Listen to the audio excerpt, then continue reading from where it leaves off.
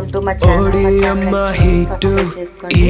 అలాగే మీకు నచ్చితే ఇంకొకటి షేర్ చేయండి. ఇదిగోండి వంకాయ,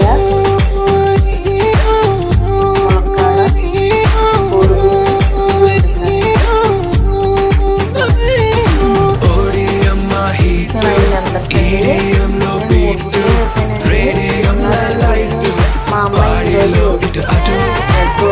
ఆమ్లెట్ వేసుకుంటానండి. నేను ఒక ఆమ్లెట్ వేసుకుంటాను కదండి, నేను ఇద్దరు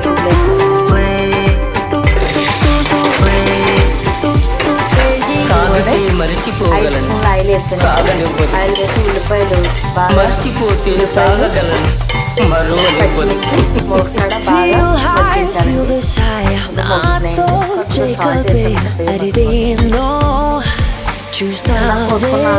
వంకాయ ముక్కలు కూడా వేస్తానండి. వంకాయ ముక్కలు వేసి బాగా మగ్గిస్తున్నాను. మగ్గిపోయిన తర్వాత ఉప్పు కారం అన్నీ వేసి వంకాయలు వేగా మగ్గిపోతాయి కనుక కొంచెం ములక్కాడ ఉల్లిపాయలు బాగా వేగిన తర్వాత అప్పుడు ఈ వంకాయ ముక్కలు వేసానండి. ఇవి కూడా వేగిన తర్వాత అల్లం వెల్లుల్లి పేస్ట్ వేద్దామండి.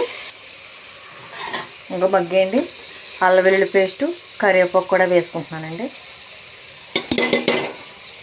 వేసుకుని కలిపేసుకోవచ్చు.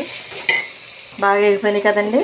2 స్పూన్ల కారం సరిపడినంత సాల్ట్ వేసేసుకొని కలిపేసుకోవచ్చండి.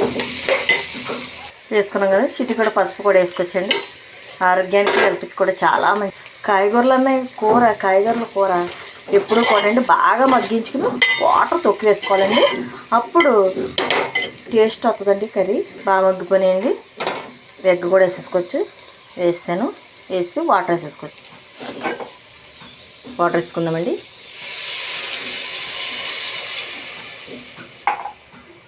వాటర్ వేసుకొని కలిపేసుకోవచ్చు. ఉడుకుతుందండి. కొంచెం ధనియాల పొడి, కొంచెం చికెన్ మసాలా, కొంచెం గరం మసాలా వేసేసుకొని అండి మూత పెట్టేసుకోవచ్చు. అదిగోండి కూర తయారైపోయింది. మీకు నచ్చితే లైక్ చేయండి, షేర్ చేయండి, అలాగే కామెంట్ కూడా చేయండి.